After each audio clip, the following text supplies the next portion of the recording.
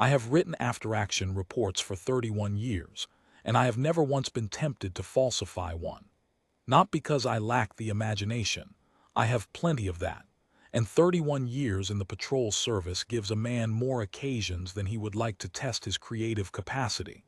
But because the truth, in my experience, does a considerably better job than anything I could fabricate.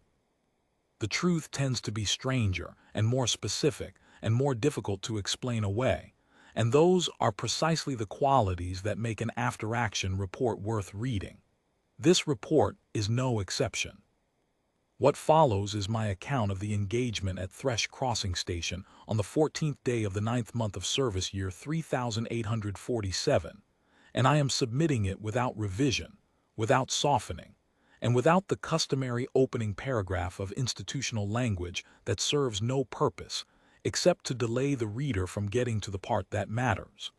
The Admiralty can add the boilerplate themselves. They have staff for that. My name is Captain Dav Orenhall. I have commanded the IHV Boundless Ruin for 11 years. I will tell you what that ship looks like before I tell you anything else, because the story does not make sense without it.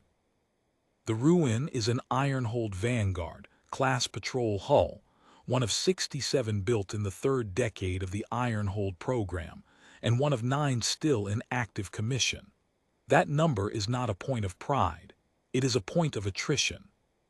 The iron-hulled Vanguards were already considered unglamorous when they were new, blocky where other hulls were streamlined, asymmetric by design rather than by accident, built for sustained patrol in contested corridors and extended independent operations rather than for the kind of fleet engagement that earns bronze plaques in the Admiralty lobby. They were workhorses. The Admiralty, in its wisdom, prefers thoroughbreds, ships that photograph well in formation, that hold a clean scanner profile at range, that fit neatly into the doctrine charts that get presented at budget briefings. The Vanguards never photographed well. They were never meant to. The Ruin's hull runs 219 meters from her bow cap to the aft thruster nacelles. She carries a sensor profile so irregular that she reads as a different class of vessel, depending on which angle you scan her from, a fact I will return to at length. The portside secondary battery housing was rebuilt after the engagement at Korath Gate 6 years into my command, using salvaged plating stripped from a decommissioned freighter of the Haveth class. The alloy grade is different from the original hull composition. The join seems run in a different direction, and the thermal signature it throws in passive scan conditions is anomalous.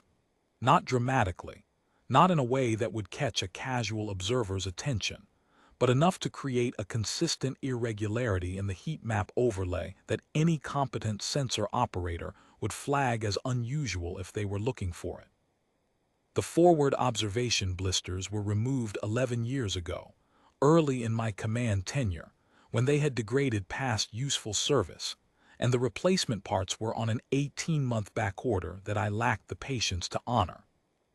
The apertures were sealed with a non-standard compound sourced from a civilian contractor at our then home port, a compound not found in any Admiralty specification document, and the effect of that compound on active scanner returns is to diffuse the beam in a pattern that the manufacturer did not design for, and the Admiralty has never bothered to document. The main hull has been repaired, replated, patched, and reworked so many times over a 52-year operational life that her cross-section profile no longer matches any hull recognition template on record, including the original iron-hulled Vanguard design filing, which is itself a classified document that I have read 3 times and which bears approximately 40% resemblance to the ship I actually command. She is, by any honest account, ugly. She looks wrong in the way that something built and rebuilt without aesthetic consideration looks wrong, not broken, exactly, but assembled. She looks like a ship that has kept working when it would have been easier to stop, and that has accumulated the evidence of that decision in every mismatched panel and non-standard fitting and anomalous return. She looks like the kind of vessel you would dismiss on a scanner sweep before you knew what she was carrying, and what she was capable of. I have known all of this for 11 years. I have thought about it, specifically and operationally, for 8 months. And at Thresh Crossing Station on the 14th of the 9th month, I used it. The Khalessi Ascendancy had been operating the installation at Thresh Crossing for approximately 40 years, by the time the ruin arrived in the outer system. I use the word station with some looseness. The Ascendancy's presence was a cluster of 7 interconnected habitation and command modules anchored to a naturally formed rock shelf at the gravity margin of the Thresh system's outer belt, assembled incrementally over the 40-year occupation, and connected by pressurized transit corridors that had been added as the installation's mission expanded. It was not elegant. It was, in the Khalessi fashion, functional. Module 1 served as the docking and transit hub. Modules 2 and 4 housed the long-range scanner arrays that could identify hull profiles at a distance of up to 4 light towers. Module 3 was the command and communications center. Modules 5, 6, and 7 were garrison habitation, medical, and logistics. The installation housed, by our intelligence estimates, between 600 and 900 Khalessi combat personnel, plus the command and technical staff required to operate a forward reconnaissance node of that scale. The station also served, not incidentally, as a relay and coordination node for Ascendancy operations across a volume of space that included, on its inner theater edge, 3 human colonies with a combined population of approximately 4 million people. The Admiralty had been aware of the station's presence and function for 11 years. The decision to act on that awareness had been delayed 11 times by considerations I am not in a position to comment on, and I will not comment on them here. What I will say is that when the decision was finally made, the operational tasking came to me.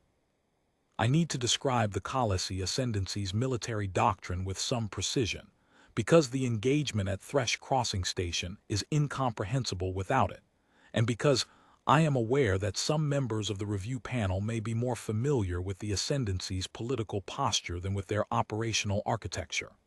The intelligence briefs are thorough, but they are long, and not everyone reads them to the end. I have read them to the end. I have read them many times, and the specific architecture of Khalessi kill-doctrine is something I want on the official record of this engagement in my own words, not summarized by an analyst who was not there. The Khalessi were predators. I use that word clinically, not dramatically, in the operational sense rather than the snarling, theatrical sense that tends to appear in junior officers' presentations about adversary civilizations. They did not snarl. They did not posture.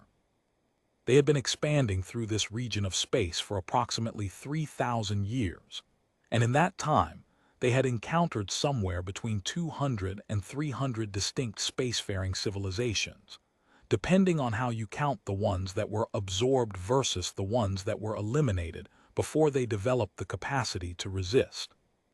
What they had done with every civilization they encountered was exactly the same thing. They had scanned it, classified it, filed the classification, and then made a decision based on that classification. Hunt, negotiate, ignore, absorb. The decision varied. The process never did. I want to be specific about what I mean when I say they were predators, because the word carries connotations that I would like to set aside. The Khalessi did not enjoy the hunt. They did not experience satisfaction in the kill. These are, as far as our intelligence can determine, concepts that do not exist in their operational vocabulary. What they experienced, what their military culture was built around, what their commanders were trained to value and their doctrine optimized to produce, was the successful classification of a contact. The moment of recognition of match, of the registry confirmation that told their system exactly what it was looking at and exactly what to do about it. That moment was the payoff. The engagement itself was administrative in a certain sense. You had identified the threat. The doctrine told you the response. You executed the response. The identification was the work. The elimination was the consequence of the work. This is, if you understand it from the inside, a very elegant system. It rewards intelligence, rewards preparation, rewards the accumulation and organization of prior knowledge.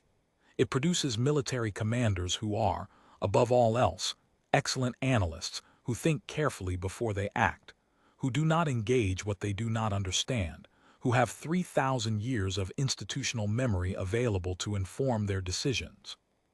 In the civilizations the Khalessi had previously encountered, this system had been essentially unbeatable. You cannot surprise an enemy who has already encountered something similar to you and filed it. You cannot outmaneuver an adversary whose response to your action was pre-calculated before the engagement began, because the response came from 3,000 years of responses to similar actions by similar entities. The system was, within its parameters, extraordinary. The parameters were the thing. I had spent 6 months studying the parameters. Their kill doctrine, and this is the part that matters, was built entirely around identification. Before engaging a detected contact, the contact's hull profile, weapon's signature, drive signature, and dimensional readings had to be matched against the Ascendancy's central registry to a minimum confidence threshold of 60%. This was not a rule of engagement imposed by oversight. It was a structural feature of the engagement authorization architecture. The command system was literally incapable of issuing a fire order without a registry confirmation above the threshold. The system had been hardwired this way deliberately, 3,000 years ago, by leaders who had spent the previous 5 centuries making catastrophic errors by engaging contacts they had not properly identified. The lesson had cost them enough that they had built the requirement into the architecture itself, and they had been living inside that architecture ever since. The specific history of why the threshold was set at 60% rather than some other figure is documented in the intelligence archive and makes for instructive reading. Their ancestors had tried lower thresholds and found that the false positive rate produced unacceptable collateral engagement. Allies misidentified as threats, neutral parties engaged on weak profile matches. They had tried higher thresholds and found that adversaries learned to disguise themselves just enough to push the confidence score below the floor, leaving the Khalessi command architecture paralyzed in the face of obvious threats. 60% was the number they had arrived at after centuries of operational testing, high enough to prevent the most dangerous false positives, low enough that a reasonably well-documented contact would almost always meet it.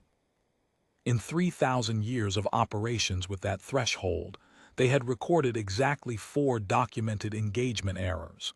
4. In 3,000 years, the system worked. The secondary component of the doctrine was the registry itself.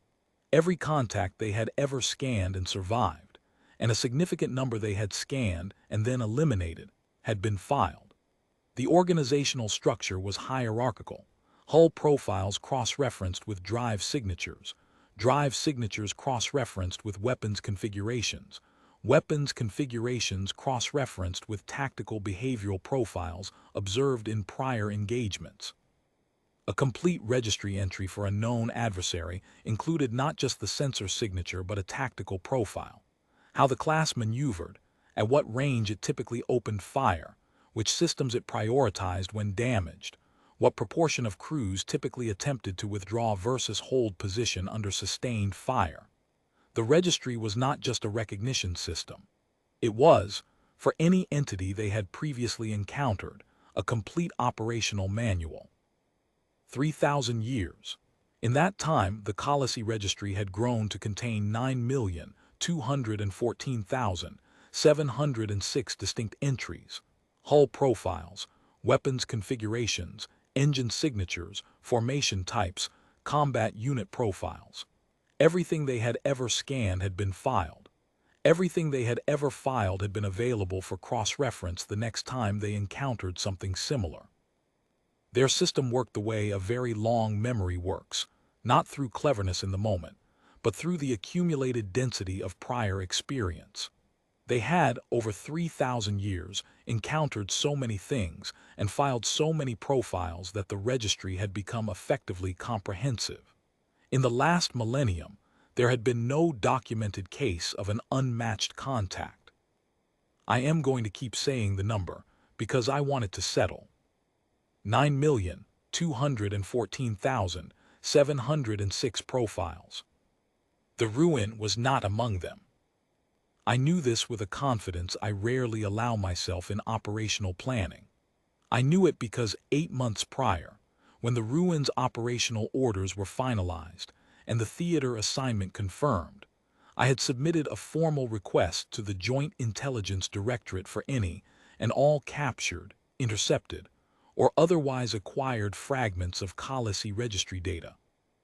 The Directorate took the request seriously, more seriously, I think, than they expected to when they first read it, because the request was unusual and the stated purpose must have seemed, to a staff analyst who had never commanded a hull like the Ruin, somewhat optimistic. I did not explain the full logic in the request document. I said I was conducting research relevant to the operational theater. They took 6 weeks to compile the response, and when it arrived it was more comprehensive than I had hoped. A summary document containing the confidence threshold requirement, a partial organizational index of the registry's structure, the update history of the registry's most recent revision, the documented specifications for how the Khalessi scanner arrays resolved cross-section data at various ranges, and the crucial detail that the registry had last been comprehensively updated 11 years ago. 11 years ago, before the Ironhold Vanguard hull type had undergone the field modifications that had accumulated across the active fleet, before the Ruin specifically had been through Korath Gate, or the Haveth Plate repair, or the forward blister removal, or the 6 other documented modifications that had made her profile what it was. The Khalessi had a registry entry for the Ironhold Vanguard class. I found the entry's index reference in the partial organizational data, filed under a classification category that translated, roughly, as mid-mass patrol interdiction, non-standardized drive signature, threat Tier 3. Tier 3. The Ironhold Vanguard in the Khalessi threat taxonomy was a Category 3 threat worth filing, not worth fearing. The entry reflected the class as it had existed 11 years ago, which bore approximately 40% resemblance to the Ruin's current configuration, and 0% resemblance to her current thermal and scatter signature. I spent 6 of the 8 months between the operational briefing and the engagement running cross-reference calculations on my cabin workstation, which I locked and encrypted, and which my XO had standing orders not to disturb between 2100 and 600 on any night when the ship was not in an active situation. Every configuration I could model of the Ruin's scan signature against every known element of Khalessi registry structure. I used the scanner specifications from the intelligence document to model how their arrays would resolve our hull at various ranges and approach angles. I built a simulation of the registry match algorithm based on the partial index structure and what I knew of their confidence scoring methodology. I ran the simulation 600 times, varying my assumptions on the parts I could not verify, mapping the probability distribution across the full range of reasonable models. At the end of 6 months, my working estimate was that the probability of the Ruin matching any entry in the Khalessi registry above the 60% engagement threshold was approximately 3%. The probability that she would not match, that she would read as unclassified, unknown, and procedurally unengageable, was approximately 93%. The remaining 4% covered modeling errors, unknown variables I could not account for, and the possibility that the intelligence data on the registry update date was wrong. 3% that they would engage us on a match, 93% that they would not be able to.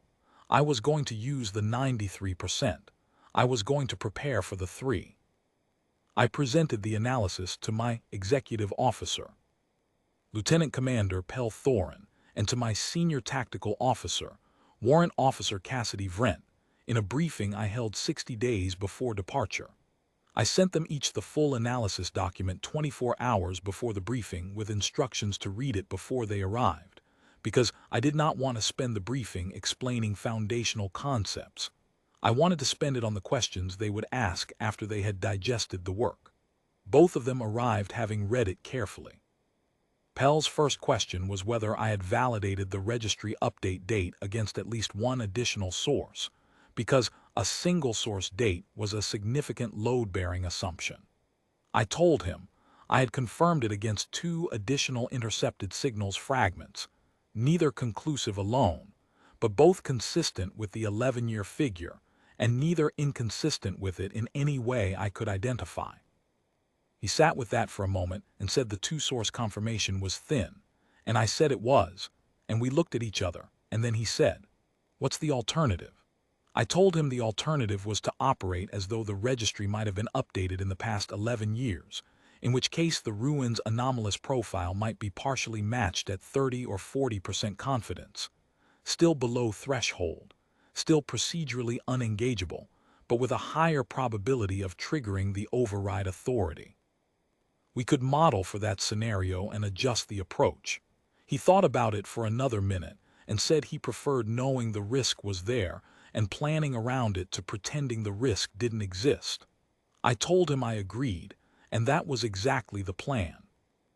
Cassidy's first question was about the override. He had found the documentation on the Khalessi command-level override in the intelligence brief and had pulled the historical usage record. 0 uses in 3,000 years of documented operations. He asked me whether 0 uses meant it was effectively inoperative, or whether it meant they had simply never needed it. I told him I believed it was the latter, that the override had been included in the architecture as a failsafe against exactly the scenario we were creating, and that the reason it had never been used was that the scenario had never previously arisen, which meant we were about to find out how the Khalessi Command Authority responded to an unmatched contact at close range under time pressure, using an override mechanism that the relevant command personnel had never exercised, which may or may not be clearly documented in their current doctrine. He said that's the 7%. I told him it was a significant component of the 7%.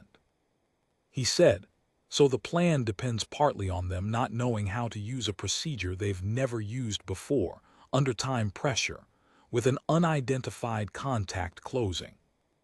I told him that was a fair summary of one component of the plan. He was quiet for a moment. Then he said, "I take those odds, Captain." I told him I was glad to hear it because we were taking them regardless. We departed the Ironhold staging point 18 hours before the engagement. Transit was uneventful. We came out of Transit Drive at the outer marker of the Thresh system at 6:11 hours station time on the 14th. My navigator, Chief Warrant Senadorval, called the transit successful at 0611-03 and had the position fixed within 4 seconds, as clean an emergence as I have seen in 11 years of working with her. By 0611-18, my sensor operator, Petty Officer First Class Tamsin Vale, had the station on passive returns. I want to be precise about what followed, because the timing is the heart of it. At 0611-22, Petty Officer Vale reported that the station's long-range array had gone to active scan. Scheduled sweep. We had the station's cycle documented to the minute from prior intelligence coverage, and this was the routine pass. It would have caught our transit emergence at approximately 4 light hours distance and registered a contact.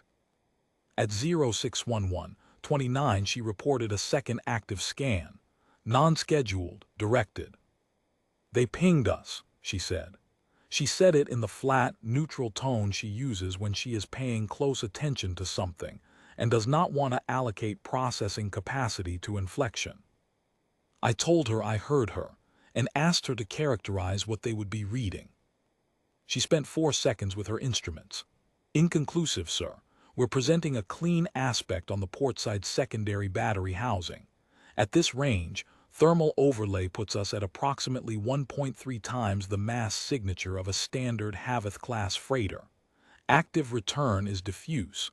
The forward aperture compound is scattering their beam. We don't read clean. I told her that was correct and expected, and told her to continue passive monitoring and flag me immediately on any change in the station's power signature, or any evidence of outbound communications to secondary ascendancy assets in the system. Then I turned to Pell, who was already looking at me. "General quarters," I said, silently. "No alarms, no intercom, no running. Every station manned in the next 3 minutes by people who are moving calmly because they were briefed on exactly this 3 weeks ago." Pell held my eyes for 1 second, the assessment second, as I have come to think of it, and then he nodded and walked off the bridge without another word. I watched the countdown on my console's passive sensor feed as the crew settled into battle stations across the ship. The bridge was quiet. Dorval was running a continuous position update and logging the station's relative bearing at 30-second intervals. Vale was watching her instruments with the focused stillness of someone who has decided that moving unnecessarily is a waste of resources she may need later. My tactical display operator, Specialist Ren Achavo, had the targeting solution laid in and confirmed before I asked him to. He had done it from memory of the briefing, knowing it would be needed, and his hands were resting on the edge of his console with the particular steadiness that comes from having prepared something and trusting the preparation. The Ruin held her course from transit emergence, a gentle drift toward the outer belt, consistent with a survey approach, nothing aggressive, nothing that demanded a response. At 0614-11 the third directed active scan. At 0615-58 the fourth. At 0618-44 the fifth. Petty Officer Vale stopped announcing each one after the third and began logging them silently, displaying the count on my console. By the fifth scan, the number had a weight to it. Not alarm, something more like the sensation of watching a mechanism work through its sequence and knowing which step comes next. "They're not getting a clean read," Vale said, during a quiet moment between the fifth and sixth scans. "Each emission is hitting a different primary return surface. Port battery housing, then aft thruster array, then forward hull section, then back to port housing. They're iterating the beam angle trying to find a clean cross-section." "Because they don't have a match yet," I said. "Yes, sir." "How many times do they scan before they run a query?" She thought for a moment. "Based on the doctrine timeline in the intelligence package, 6 to 8 scans before escalating to a query, assuming no match. They may run more if the return is anomalous enough to warrant additional data collection." "The return is anomalous enough?" "Yes, sir, it is." We held course. The Ruin drifted, the station scanned. At 0621-03 the seventh scan. At 0622-17, Petty Officer Vale flagged an uptick in the station's internal communications density, the modules talking to each other at elevated traffic rates. She described the pattern as consistent with a command conference. Multiple communication nodes active simultaneously, high message frequency, short individual transmissions. A conference, they were discussing us. I tried to imagine what that conference looked like from the inside, and I had thought about it enough in the preceding 8 months that the imagining came easily, almost uncomfortably so. A command center in Module 3, duty officers at their consoles, the senior watch commander standing at the center display reviewing the scan return data. The display would be showing a contact at reducing range with an anomalous profile that was refusing to match any registry entry. The scanner operators would be presenting the accumulated data from 7 directed scans, each of which had returned a different primary cross-section, and an active scan scatter pattern that corresponded to nothing in the recognition library. The watch commander would be looking at a display field that should, by the doctrine's normal operation, have a profile match highlighted and tagged with a threat tier and a response recommendation. The field would be blank. Or it would show a low-confidence partial match against the old Ironhold Vanguard entry, 20, perhaps 25%, nowhere near the 60% floor. The watch commander would not be panicking. That is important to understand about the Khalessi. They did not panic. They had been in novel situations before, not situations this novel, but situations where the data required additional analysis before a response could be formulated. They had a protocol for that.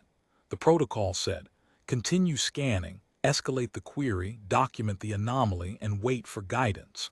The watch commander would be following the protocol. He would be doing it correctly.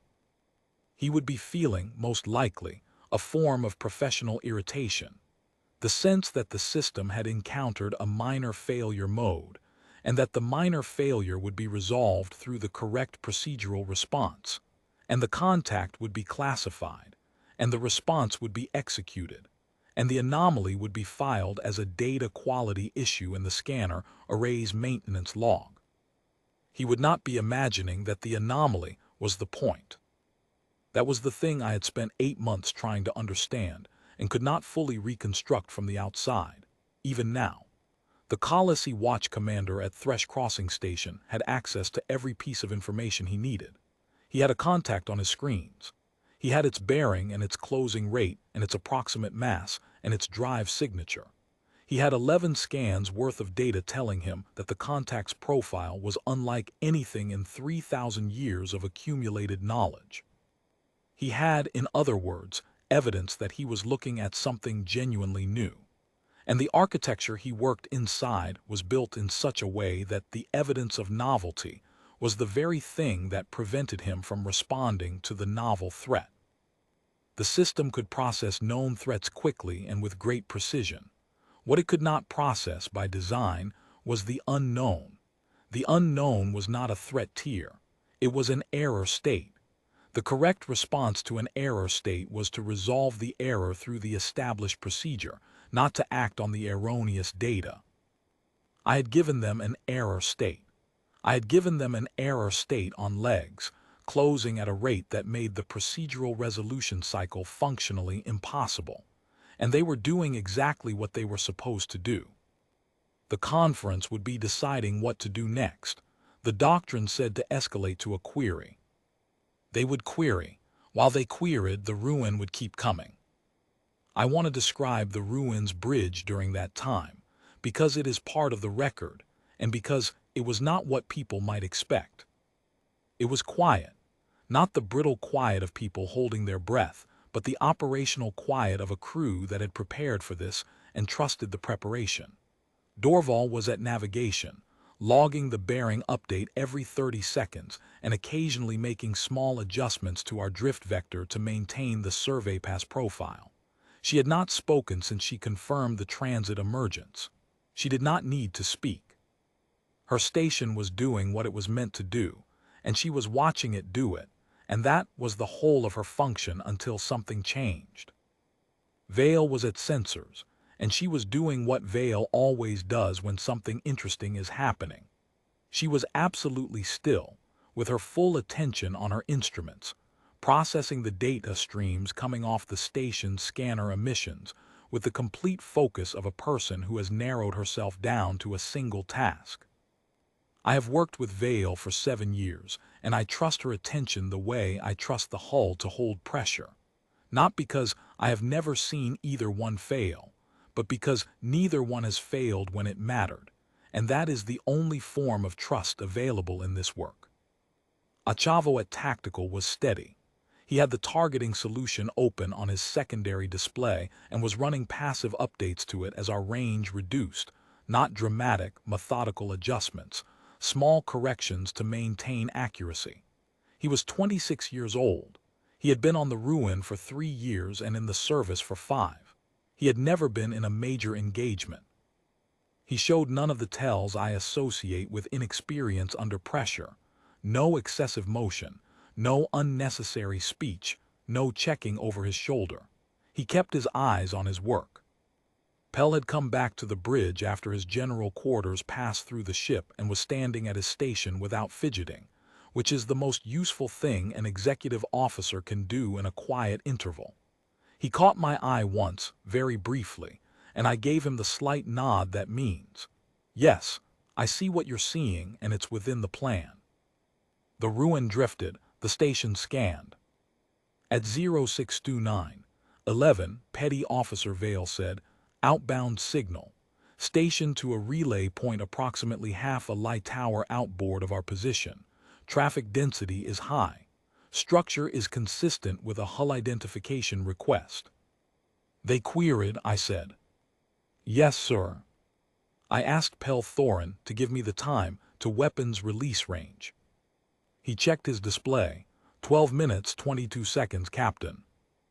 A relay point at half a light tower meant the query would take 1 minute and 48 seconds to reach the relay node. The relay would forward it inward to the Registry Authority, that transit time unknown, but estimated at between 3 and 7 minutes based on the known Khalessi network topology in this sector. A response would then return along the same path. Minimum round trip, 8 minutes. Realistic round trip, 11 to 14. I had 12 minutes to weapons release range. The margins were what they were. I had planned against worse. At 0631:44, the 9th active scan. At 0633:12, the 10th. After the 10th scan, there was a pause of approximately 90 seconds in which the station ran no new directed emissions. I logged the pause. It might have meant they were consolidating their data before sending the second query. It might have meant their conference had reached a decision point and was waiting on a response before proceeding. I did not know what it meant, and I did not need to know. I watched the weapons release countdown, and I kept my hands in my lap. At 0633:15, Petty Officer Vale said, "Inbound signal received at station. Response to the first query." I asked her to characterize it. "Traffic structure is consistent with a registry non-match confirmation," she said. "They're querying again, escalating. Second query, outbound now. Traffic volume is higher than the first query. They're sending more scan data this time." The station was escalating. They were sending the full accumulated scan dataset to a deeper node. The deeper node would almost certainly be the regional registry authority rather than the relay, which meant the transit time would be longer. Minimum round trip for a deeper node query, 15 minutes, quite possibly 20. I had 8 minutes and some seconds to weapons release range. "Weapons release range," I said, to no one in particular. 8 minutes 4 seconds, said Pell. "And the station's engagement range for point defense systems." At current closure rate, effective point defense range in approximately 15 minutes, 30 seconds. 7.5 minutes between weapons release range and their effective engagement range. Their query cycle would not complete inside that window. Not the second query, not even close. "All weapons systems," I said. "Final check, confirm ready." Achavo ran through the targeting confirmations. Forward primary batteries 1 and 2, indexed, solution confirmed, awaiting authorization. Secondary batteries port and starboard, indexed, awaiting elevation. Aft secondary batteries, indexed. All systems reported ready. "Confirmed ready, Captain," Achavo said. "Petty Officer Vale," I said, "tell me what you see on the station's power grid." She was quiet for 3 seconds. "Baseline power signature, sir. Point defense systems are not active. Scanner arrays are running standard cycle plus the directed scans we've been logging. Command module is elevated, consistent with an active conference. No weapons power-up." No weapons power-up. They were still in their protocol sequence. Still querying, still conferencing, still waiting for a registry answer that would let their authorization architecture do what it was built to do. "Log all of that," I said. "Logged, sir." We closed. The Ruin drifted on her survey approach vector, her guns indexed behind hull plating that looked like salvage and read like confusion on every scanner the station could bring to bear. The crew was at general quarters, silent, each person at each station doing exactly what they had been briefed to do, and exactly what they had been training for long enough that the briefing was the reminder rather than the instruction. I could feel the ship around me in the way that 11 years of command produces, not mystically, but specifically. The particular vibration of the drive at this throttle setting, the thermal signature of the weapon systems at standby ready, the sound the ventilation makes when the emergency circulation override is running because battle stations requires it, the small sounds of a ship that is entirely prepared for what is coming next. 4 minutes to weapons release range. The Khalessi Ascendancy's forward command at Thresh Crossing Station was, at this moment, in the middle of its second command conference in 22 minutes. They were looking at scan data from 11 directed active scans of a contact that had presented 11 different primary returns and had not matched any entry in a registry of 9,214,706 profiles. They had queried the registry twice. The first query had come back empty. The second query was in transit to a deeper node and had not yet returned. Their engagement authorization protocol was waiting for a confirmation it could not generate, because the thing it needed to confirm against did not exist in the only reference it was authorized to use. They had every piece of information that mattered. They had the contact's range, closing speed, approach vector, approximate mass, and drive signature.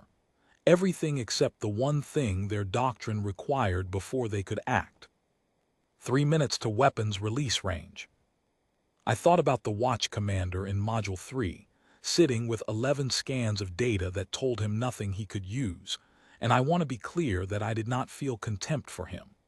I have felt contempt for adversaries before, usually the ones who operate from cruelty rather than doctrine, and it is not an emotion that serves me operationally. What I felt was something closer to a professional acknowledgement. He had done everything his system asked of him, and his system had failed him, and he did not know it yet. He would have been trained, as all Khalessi command personnel were trained, in the certainty that the registry was sufficient. Not adequate, sufficient. Sufficient in the sense of being complete, comprehensive, and reliable across the full range of contacts the Ascendancy had ever encountered, or could reasonably expect to encounter. The registry had been built on 3,000 years of accumulated data. It had been validated against every known adversary civilization. It had been updated, continuously, against every new scan. The idea that a contact could exist which genuinely was not in it, not because of a scan quality issue or a data corruption problem, but because the contact was a legitimately novel hull configuration that had never been filed, was not a failure mode the system had been designed to handle, because in 3,000 years it had never needed to. The watch commander would have been looking at the empty match field and running through the failure mode options, bad scan data, corrupted return, interference pattern in the scanner array. He would have been ordering additional scans to improve data quality. He would have been noting the anomaly in the record. He would have been preparing, I expect, a very thorough incident report that explained exactly how a contact had produced 11 anomalous scans in a row, and what steps had been taken to resolve the data quality issue. He would not have been nodding that the contact was closing. He would not have been nodding it because the system was designed so that you did not act on a contact until it was classified. An unclassified contact was, in the system's logic, an administrative problem rather than a tactical one. You resolved administrative problems through procedure. The procedure was to query and wait. The procedure did not include calculating what would happen if the administrative problem reached weapons release range before the procedure resolved. 2 minutes. I looked at Achavo's targeting display. The solution was clean. The Ruin's primary batteries were indexed to Module 3 at a resolution that would not require adjustment at this range. The secondary batteries had Module 2's scanner array. The solution had been good for 4 minutes already and was getting better as we closed. At 0637:31, Petty Officer Vale said, "Power signature uplift from the station. Point defense systems coming online. I said, log it. At 063741, she said, outbound signal from station high density broad structure. This is not a query, sir. This is an alert. Network broadcast. An alert. They had finally made a decision, not engagement, because the protocol wouldn't permit it without a confirmation, but escalation. They were alerting the broader Ascendancy network that they had an unidentified contact at close range and required immediate support. It was, under the circumstances, the correct procedural response. It was also 12 seconds too late to matter. At 0637:53, Petty Officer Vale said, "Weapons release range, Captain." I said, "All batteries, fire." What follows is the technical record, which I am including in full because it belongs in the permanent record of the engagement, and because I am aware that some members of the review panel will read the preceding narrative sections with the question, was this engagement conducted correctly, and were the results proportionate to the operational need? I would ask those members to read the technical record carefully before forming a view. The IHV Boundless Ruin carried 4 forward battery emplacements, 2 primary, 2 secondary, and 2 aft secondary emplacements. Her primary forward batteries were Ironhold Mark 14 naval railguns, capable of delivering a sustained rate of fire sufficient to disable a station-class installation within 8 minutes of continuous engagement at effective range. Her secondary batteries were high-density energy projectors, shorter ranged, but effective against hull integrity at close distance. All 4 forward emplacements and both aft emplacements were in active use during the engagement. The Khalessi installation at Thresh Crossing consisted of 7 modules. My target priority sequence, established in the pre-mission briefing and confirmed in the final weapons check at 063723, was Module 3 first, because disabling the command center disrupted the ability to coordinate a response and severed the communications node through which any override authority might eventually be transmitted.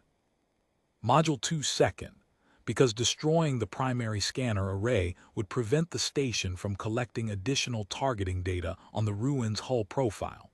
Module 4 third, as the secondary array, and modules 5 through 7 to be engaged only if the point defense response from the garrison required suppression. At 0637:53, the ruin's forward primary batteries opened on Module 3. The first salvo was on target. At 0638:01, secondary batteries engaged Module 2's scanner array. At 0638:17, primary batteries shifted briefly to Module 4's secondary array to suppress it before it could improve the station's scan data, then returned to Module 3 at 0638:44 for the sustained bombardment that would end the installation's command function. The station's point defense systems engaged the ruin at 0637:58, 5 seconds after our first shot. They were well designed for their purpose, which was close-in defense against fast-moving small craft attempting to penetrate the station's immediate perimeter. They were not designed to stop the sustained main battery fire of a 219-meter Vanguard-class patrol hull at effective engagement range. The difference between what the point defense systems were optimized for and what they were being asked to do was not a minor one. The ruin's hull presented a target profile approximately 40 times larger than the attack craft profile the point defense systems were designed to track, and at this range, the guidance systems were struggling with the tracking solution. The ruin absorbed 11 point defense impacts in the first 4 minutes of the engagement, 7 against forward armor, 4 against the portside hull section. She took them and did not deviate from her firing solution by a measurable degree. At 0641:29, Module 3 lost structural integrity. At 0642:08, Module 2 ceased active scanner emission. At 0643:17, Module 4 ceased active emission. At 0644:11, I ordered ceasefire on the grounds that the installation's command function had been neutralized, its primary and secondary scanner arrays had been disabled, and continued fire against habitation and logistics modules was not required for the operational objective. 6 minutes and 18 seconds, 412 main battery rounds, 1 Khalessi Forward Reconnaissance Command installation, neutralized. Petty Officer Vale logged the station's final active emission at 0637:41. The alert broadcast, sent 13 seconds before we opened fire. After the ceasefire, she reported silence on all frequencies. The station had no further signals traffic on any channel. I ordered a damage assessment of the ruin. 11-point defense impacts, all in the forward and portside armor sections. Superficial scoring on the hull plating, no penetration, no systems damage, no structural compromise. 1 forward aperture sealant patch partially ablated by an indirect impact, requiring reapplication at the next available port. No crew casualties. No systems damage affecting operational capacity. The ruin was operational. She would need the sealant patch and the 7 forward armor panel inspections that standard protocol required after direct impact. She would need them at the next port call. Until then, she was functional and ready. I ordered us to a holding position at 200 kilometers from the station remnants and directed the watch to continue passive monitoring of the system for any signs of Ascendancy reinforcement response to the alert broadcast. I told Pell to log a standard engagement completion report and to flag the intelligence division about the second query's inbound transmission, which I wanted documented before it dropped out of the active signals record. Then I went to write this report, and Pell Thorin met me at the door of my cabin. He said, "The board is going to ask why you were certain they wouldn't override their own protocol." "I wasn't certain," I said. "I calculated 93%. And the other 7 was the reason we were indexed and ready for 22 minutes before I gave the fire order, rather than indexed and ready for 30 seconds. He considered that, if it had been the 7%, we would have been in a harder fight from an already indexed position at weapons release range. Different from what happened, not necessarily worse than what we'd prepared for. The override would have had to travel from a command authority that was at minimum 8 minutes away in signal transit. Even if they'd issued it the moment the second query arrived, the order to engage would have taken time to reach the station, and the station would have had to power weapons systems from cold. They hadn't started the sequence. We'd have had a window, smaller than what we got, workable. You modeled that scenario many times." He was quiet for a moment. The ship hummed around us, the drive at low-power cruise, the ventilation cycling back to normal after the battle station's override, the particular sound of a crew standing down from something they had been built up to, and finding that the built-up feeling now has nowhere to go. That sound is always slightly strange. It is the sound of people who are fine, realizing they are fine, and not quite trusting it yet. 11 scans, he said eventually. 11, I said. He shook his head, not disagreement, something closer to the way a person shakes their head when a number is large enough to feel like a story by itself. He looked at the report display I was holding, and then at the cabin around us, and then at the door. "Vale did good work," he said. "She always does." Achavo held steady. "He did. So did Dorval. 32 minutes on that approach vector without a deviation that would have changed our profile presentation. She kept us in the correct aspect the entire time." I told him I was going to make a note of that in the record, and he should put it in his own section of the engagement log as well, because it deserved to be there. He nodded. He started to leave and then stopped. "The sealant patch," he said, "the ablated one. What about it?" "It'll change our scatter signature when it's reapplied. The new compound will have a slightly different diffusion characteristic than what we've been running. I looked at him. "Good," I said. He left and I wrote this report. I want to add something that is not strictly part of the operational record. I am including it because it is true, and because I believe the people who make decisions about operational tasking, fleet composition, and program continuation ought to read it. The Khalessi Ascendancy is not incompetent. They are the opposite, one of the most disciplined military organizations I have studied in 31 years of service. 3,000 years of consistent, successful expansion, 9 million classified profiles, an engagement doctrine so refined that it functions as a reflex. These are not small achievements. The people who built that system were serious. But there is a thing that happens to a system that works perfectly for 3,000 years, and the thing that happens is that the system becomes the assumption, and the assumption becomes invisible. And invisible assumptions are exactly what an adversary exploits when the adversary knows they exist and has the patience to map them. The ruin is anomalous because she has survived things and been repaired with what was available, and the accumulated evidence of that survival is her hull. Nothing about her profile was engineered to defeat the Khalessi Registry. She is what she is because 52 years of hard use and practical maintenance have made her that way. She was not designed to confuse their scanners. She just does. I want to be clear on that distinction, because it matters for what follows. This was not a designed capability. It was an emergent one. The difference between a designed capability and an emergent one is that you can replicate a designed capability by building another ship to the same design. You cannot replicate an emergent capability by building another ship to the ruin's design, because there is no single design. There is only the accumulated history of this specific hull, and that history cannot be manufactured or copied. What you can do is recognize it and preserve it. But here is what I have thought about every day for 8 months, and what I will continue to think about. The Ironhold program built 67 hulls. 9 remain in commission.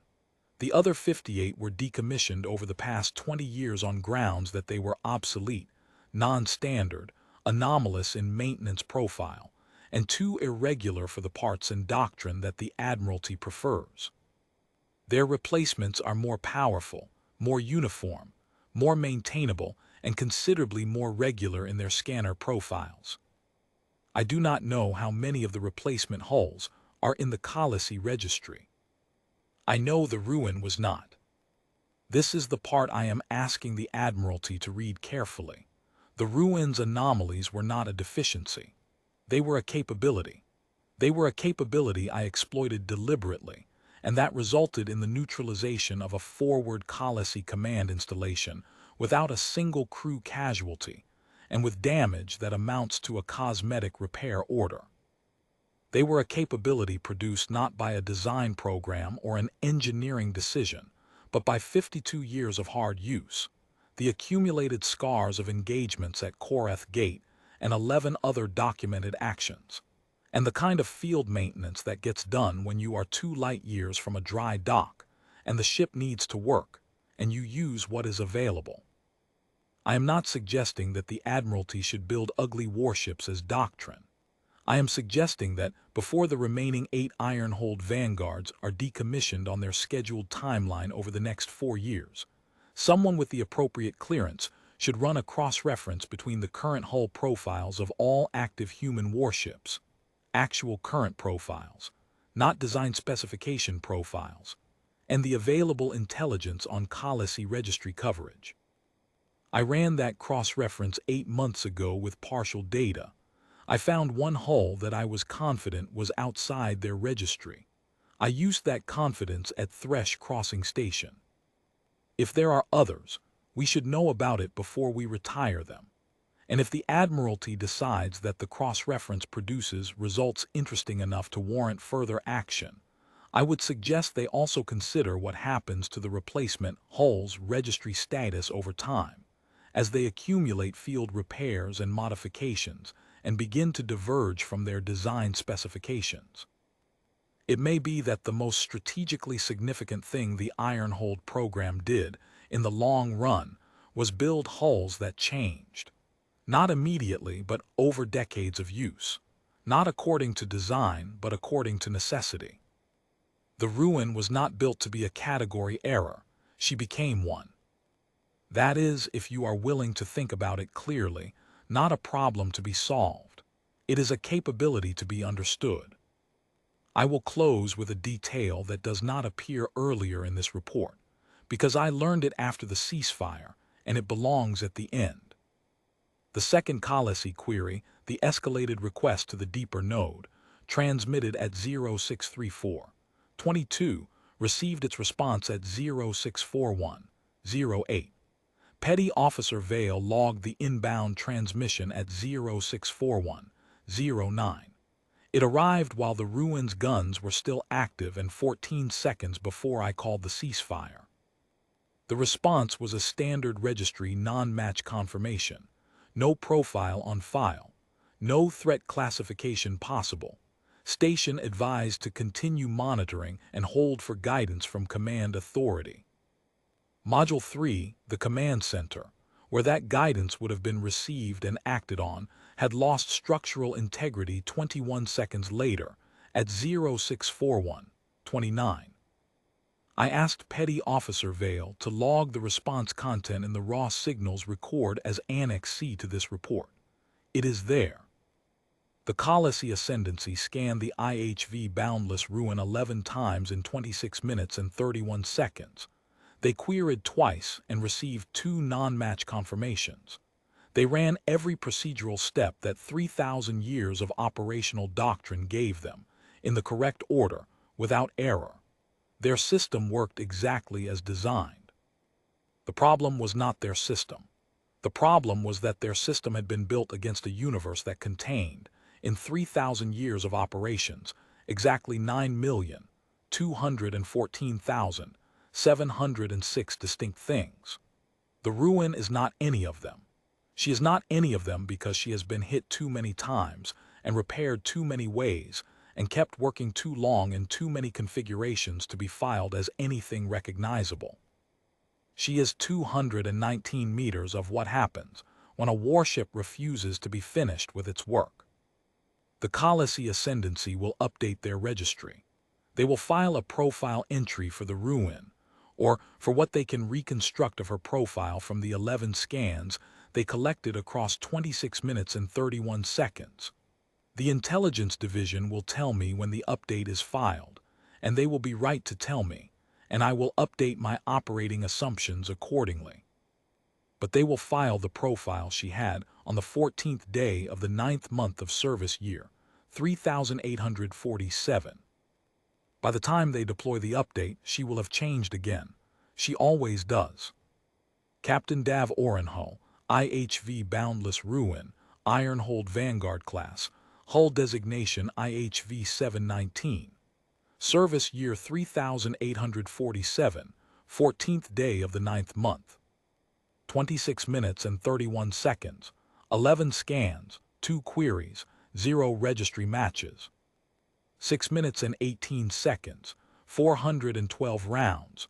1 Khalessi forward command installation neutralized. 0 crew casualties.